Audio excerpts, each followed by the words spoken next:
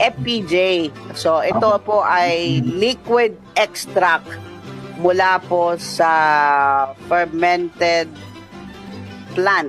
So ayan. Oh, ayan.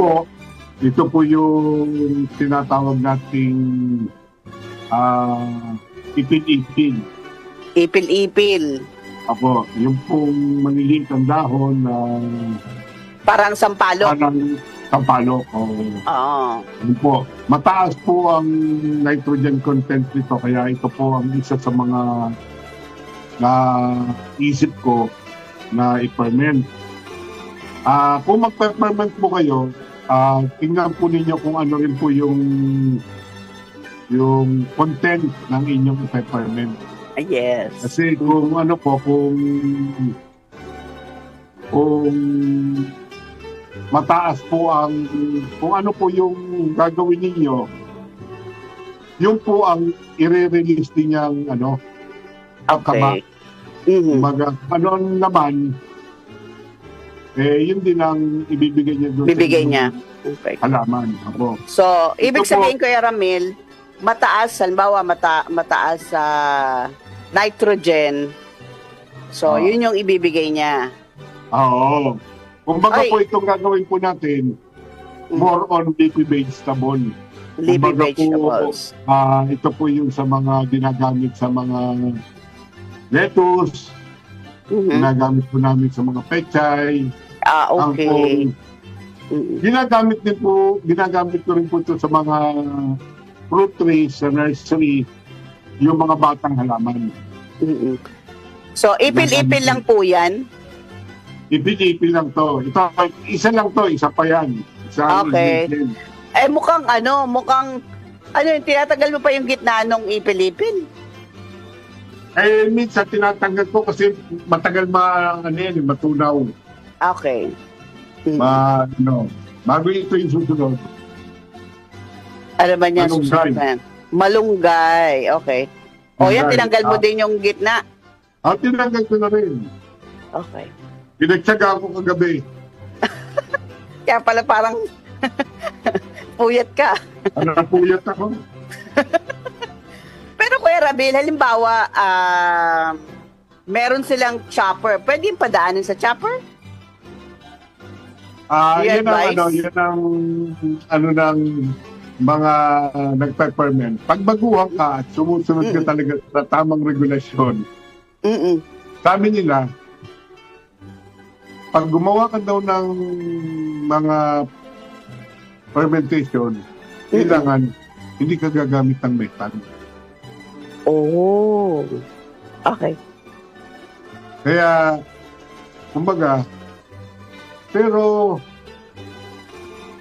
ako, meron akong pinerment na kasi pag ganito ang style ng fermentation natin, ito yung old traditional. Traditional. Mano-mano. Malaki ang kailangan mong mga container. Okay. Kumbaga maano yung ang container. Matrabaho? Hindi naman matrabaho. Madaling trabaho nga ito kung tutusin. Itong pinakamadaling kasi ilalagay mo lang. Okay na. Okay. Ang ginawa ko doon last month, merong akong juicer dito. Juicer, okay. Oo. Yung juicer, napansin ko po, made of plastic. Lahat. Okay. May matataas, yung matitigas sa plastic. Ginawa kong parang giniling ko yung mga dahon. Okay. Pag pinerment ko. Mas maganda. Kaya nga lang, siyempre, yung juicer medyo mahal. Kaya hindi ko masyadong, hindi na natin ipakita yun. Okay, dito tayo sa mano-mano. So kapag nag-juicer ka, sabi mo, mas maliit yung container na kailangan mo kasi mas pino na sila. Pino na siya. Pino na. Hindi katulad yan. At saka hindi ko naman ginawang juice talaga. Ang Okay. ginawa ko, parang ginilin ko lang yung yung mga dahon. Mm-mm. Isipin mo na lang, itong dahon na to, kalahating kilo lang to. Kalahating Kalahating kilo. kilo lang. Okay. Oo. Ngayon, ito, kalahating kilo rin. Ay, inaano ko pare-parehas. Okay. Ito pa yung pangatlo nating dahon. Ingredients, Tatlong klaseng okay. dahon ng natin. Mm-mm. Ito ay kakawate o madre de cacao. Madre de cacao. Oo. Itong ipilipin, mataas ang nitrogen to. Maraming nutrients din na vitamins and minerals vitamins ang makukuha mo dito sa ipilipin. Sa malunggay, siguro alam na natin lahat na maraming nutrients na Present. Itong madre de cacao o kakawate, mataas din ang ito. Ito ang tinatawag sa mga farmer natin, ito ang green manure. Green manure. Kasi ito, kahit na hindi mo na i-ferment, ilagay mo lang sa puno ang dahon, pataba na. Okay. Kung yung dahon nga nakakapagpataba, kung pinerment ko pa, mas lalawak Mas. yung Okay. yung kanyang Kaya ngayon, Sama-sama. Samahin muna natin. Mm-mm. So, kailangan hahaluin pa yan, Kuya Ramil. Hindi, maganda lang kasi yung maganda siya na paghalo-haluin. Mm-mm. Kasi kung isa-isa mong ilalagay sa container, Mm-mm. hindi, kumbaga may layer. Oo. At least ito, Halo-halo na sila dyan. Kailangang i-mix talaga. Oo. Oh, para dun po sa mga listeners natin na hindi po nanonood sa Facebook. So, kakalahating kilo ng malunggay, kakawate, at saka ipil-ipil. So, siguro naman meron namang mga ganyang puno sa inyo, no? Pwede na ho kayo mangolekta. Huwag na ho kayong bibili. Huwag na ho kayong bibili, ha? Ano naman yan? Yung Container. na pag-peppermenta natin. Ito kasi, Okay. mga nabili ko lang ito sa mga Japan Source Glass. Glass talaga siya. Oo, glass. Maganda. Na ano Ngayon, siya, para po siyang garapon. Na kung ganun nakikita, talaga siya. yung parang Pag po kayo, kailangan po malaki yung bunganga. Opo. Yan, malaki po yung bunganga ng nyo. Okay.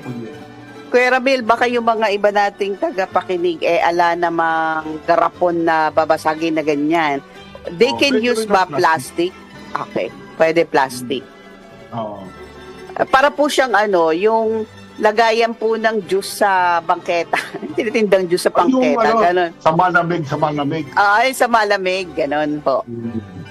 Yan, pwede po Pero yun. ito po, medyo maliit-liit lang. Mas Pwede smaller naman po yung version. plastic. Okay. Opo, basta po pag nilagay ninyo, Mm-mm. lalagay Halo po. na, halo na. Oo, halo na po para at least. Kuya Ramil, yung iba, gumagamit ng container na ganyan, may parang gripo. They can use that. Oo, mas maganda yung ganon. Kasi makukuha mo talaga yung juice niya ng yung nasa ilalim. baba. Oo, yung nasa ilalim. Kasi lumulutang yung lumulutang yung ingredients natin. Talaga? Oo, Okay. lumulutang yan pag Yung, Kaya yung iba, Kuya Ramil, nilalagyan ng bato, oo, linalagyan talaga. ng pabigat. Linalagyan ng bato. Ito namang style ko, hindi ko na linalagyan ng bato. Mm. Dinulubog ko lang lagi. Okay. So, ayan, nalagay na po ni... Oh, Huwag daw gumamit ng metal. metal. Meron po akong plastic na Sanse. Oo. Pang non-stick po ito, pang non-stick. Okay. So, Ayan po. ayan. Ngayon po, napaghalo ko na po yung tatlong klase ng Dahon. dahon. Ito na po yung main ingredients natin. Molasses. Molasses. Opo. Ang ano po nito is, ang ratio po talaga is 1:1. Mm-mm. Kumbaga po itong ating dahon 1.5 kilos, Mm-mm. dapat po 1.5 kilos din na molasses. Molasses. Okay. Opo. Pero ako po, hindi medyo meron Pasaway po ka. kaibigan na nagbibigay sa akin ng molasses. Okay. Binibili ko naman po. Okay. Pero marami naman po siyang binibigay sa akin. Mm-mm. Hindi ko na po kinikilo Okay. o bine-measure itong molasses. Kaya Okay. ako po hindi bine-measure, yun nga po, para hindi na ako maglagay ng bato. Okay. Pinupuno mo na lang. Basta po lumubog yung yung buong Mga dahon, Okay. yun na po yung ginagawa ko. Kasi yan, from time to time, dagdag ako ng dagdag ng molasses. Kasi bababa at bababa yung Alalagay na po Okay. natin ha. Tingnan po ninyo kung gaano ka-sticky yung molasses natin. Kuya Ramil, yung iba tinatanong, di ba may food grade, animal grade na molasses? Ano po? May ganun ba yun? Yan po ang lahat naman po yan, pare-parehas lang po molasses. Okay. Wala wala pong animal grade, wala pong food grade. Pare-parehas lang po yan. Okay. Hindi po natin masasabing animal grade, hindi po natin masasabing food grade. Okay. Food grade po talaga, kumaga, kinakain Ang Mm-mm. ano lang po kasi ng molasses, kasi isa po ang pinanggagalingan ng molasses. Ano Kumbaga ba pinanggagalingan? pagdating sa pabrika ng asukal, Mm-mm. pagdiling po nila, isa po ang pinanggagalingan niya. Kaya Okay. talagang alam po natin kung ano ang mga pinanggalingan niya, sasabihin natin, Food animal grade. grade ba yun o food grade? Animal grade. Okay. Pare-parehas lang po yan. Pero ano po ito, malinis naman po yan. Mm-mm. Yan. Napaka-sticky naman yan, no? Oo. Hindi kasi yung ibang molasses na nabibili, merong mga nagtitinda ng molasses na Kanaw. nahaluan nila. Mm-mm. May halo. Kaya medyo mabuti ako, meron akong kaklase na nagbibigay sa akin ng Ayan, molasses. hmm, Magandang klase ng molasses. Oo. And yan talaga yung ginagamit po natin sa pag ganyang pag-ferment. sa SRA nagtatrabaho yung yung Kaibigan mo. Okay. kaklase ko Kuya Ramil, halimbawa wala po silang molasses. Ano po yung pwedeng alternative? Oo, yan. Habang kung wala po kayong molasses, ang po ninyo, ang pwede po nyong ilagay brown sugar.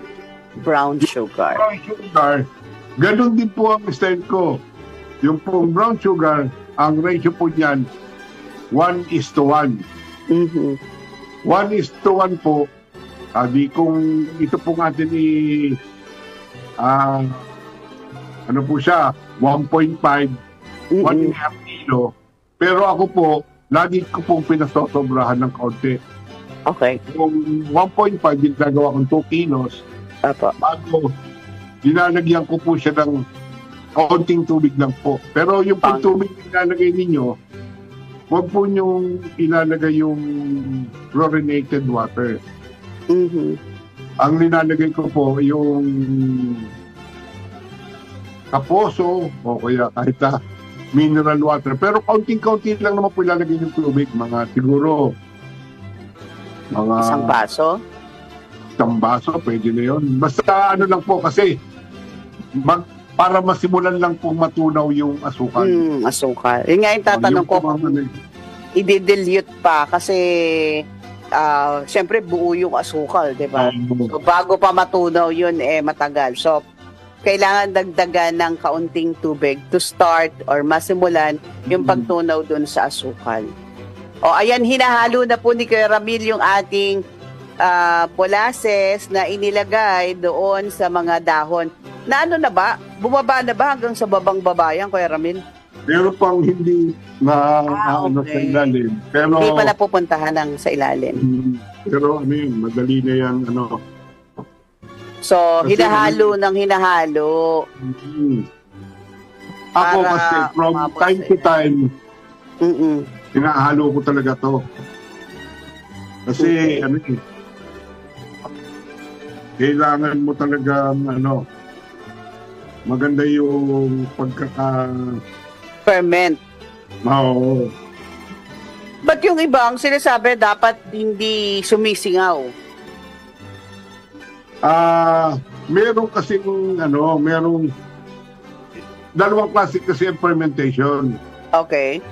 Yung tinatawag na aerobic at saka anaerobic. Anaerobic. Oo. Itong style na to, ito aerobic. Aerobic. Kasi may oxygen. Oo, nakakahinga siya. Yung anaerobic na fermentation. Usually ginagawa ko 'yon sa fish amino acid, fish emulsion. Okay. Walang Kasi, hangin 'yon, naka-airtight. Oo, kasi mabaho. Ito yung style. Yan, medyo na siya. Nahalo na po lahat. Oo, halos na po yan. Pero mas maganda po kung mahalo po nyo lagi kasi hindi po maiwasan na meron pa. Kaya yung ginawa namin na nasa juicer, Opo. Maganda. Kasi pinong-pino na siya. Madaling haluin. Ito na po ngayon. So, yan yung pagkakahalo na yan. Nahalo na natin. So, wala na tayong idadagdag dyan, Kuya Ramil. Yan na yan. Dalawang, bali 4 na ingredients. 3 dahon, tsaka molasses lang. Oo. Ito po ang tinatawag na fermentation. Paper towel po. Paper towel. Yung pinakabibig po ng ating container ay nilagyan ng paper towel. Hindi yung mismong takip niya, Kuya Ramil? Oo, kasi ang dito, ito yung aerobic. Ang para sa akin, mas maganda yung ganito. Ang maganda kasi dyan, may pumapasok pa rin dyang microbes kahit papano. Nakakalabas siya, nakakapasok. Kumbaga, mas maraming pumapasok na microbes dito. Kaya, mas maraming nutrients ang aerobic kaysa sa anaerobic. Ayan. Kaya, ganito ang ginagawa ko. Pero ito, ilalagay mo siya sa pinaka magandang area sa bahay nyo. Sa sala. Ako, ilalagay yan. Naglalagay ako sa mga ilalim ng puno. Pwede ba yan ilibing yung ibabaon sa lupa? Hindi ako nagbabaon kasi anaerobic yung ganon. Okay. Kailangan ako ilalagay ko sa puno ng kawayan. Ganon ang ginagawa ko. Okay. Yung malilinis na area ba, magaganda ang hangin. Huwag mo ilalagay sa tabi ng, siyempre kung magpe-ferment ka, ilalagay mo sa tabi ng basurahan. Huwag ganon.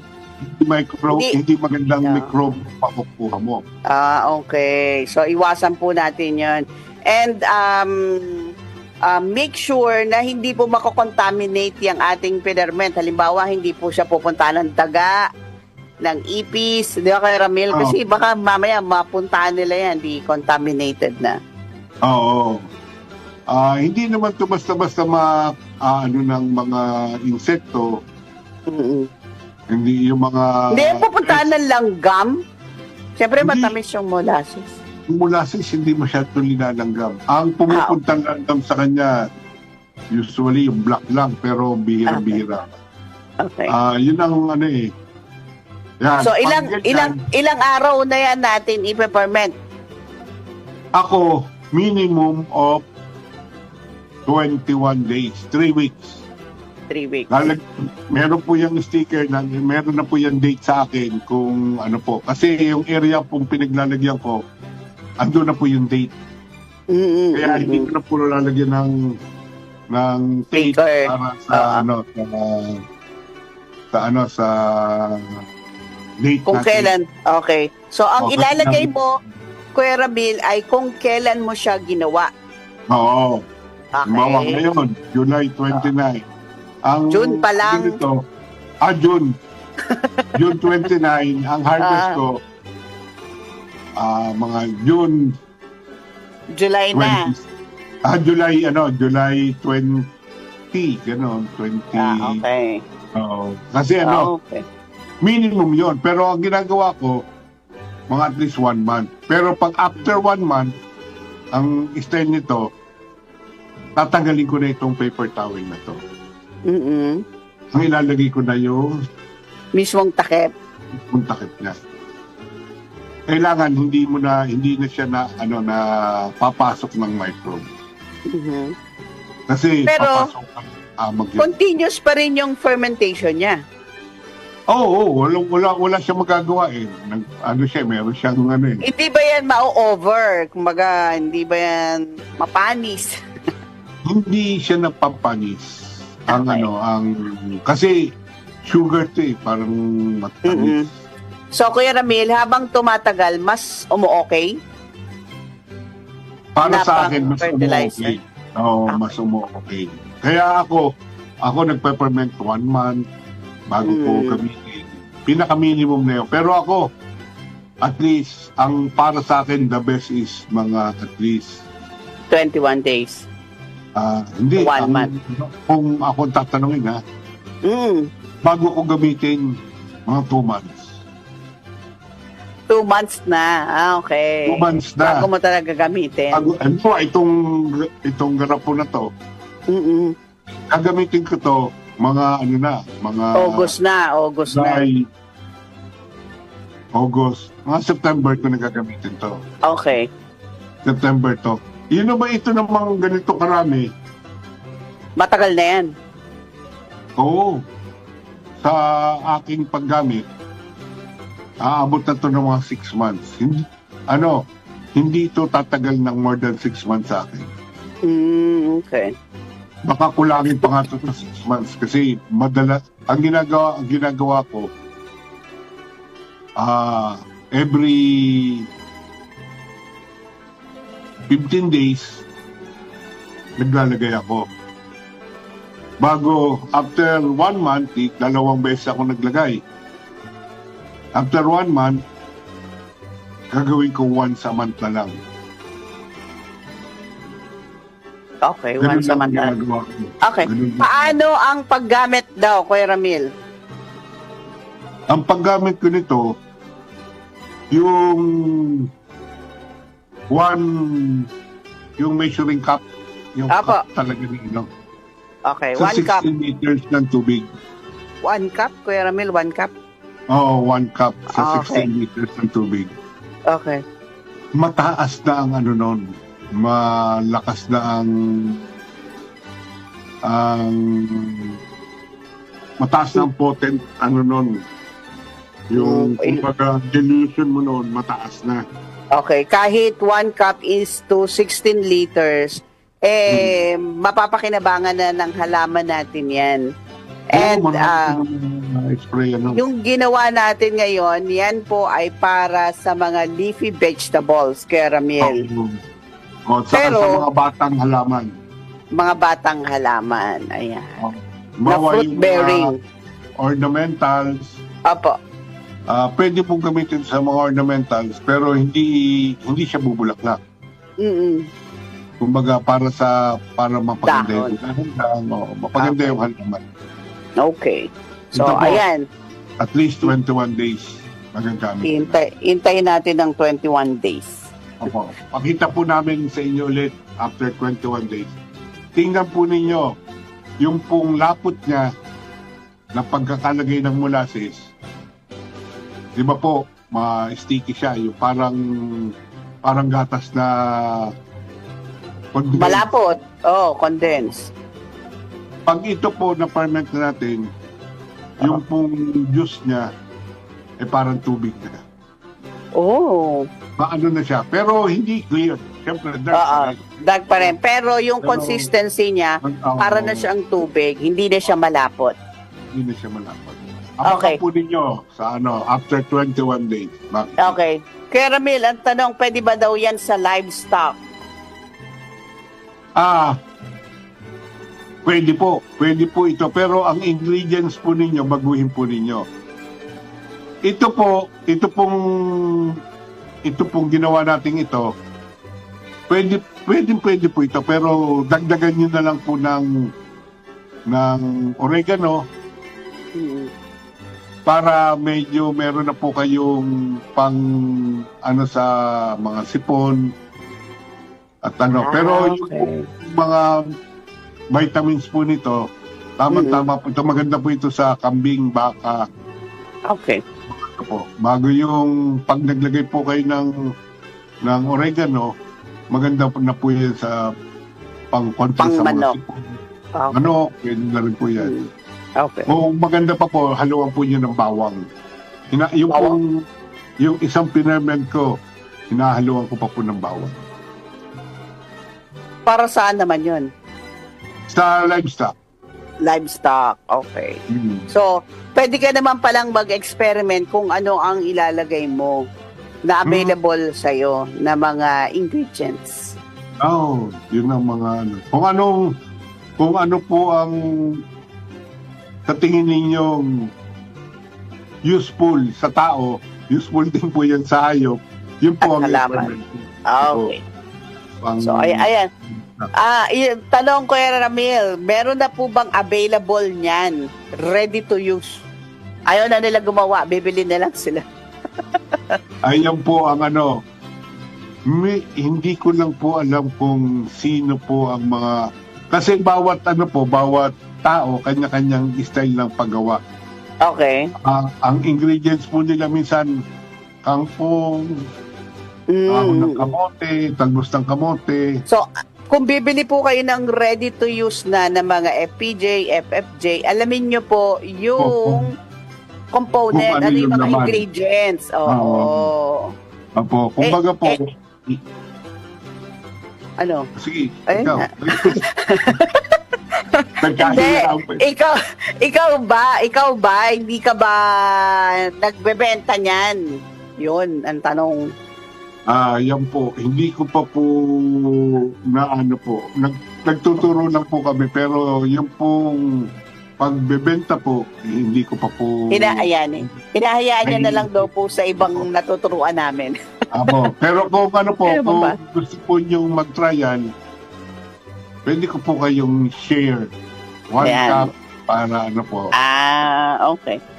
O kaya yung molasses. Ayan, kasi baka yung iba mga problema kung saan makukuha ng molasses. Ayan po, yung molasses po, pwede ko po kayong bentahan. Matulungan.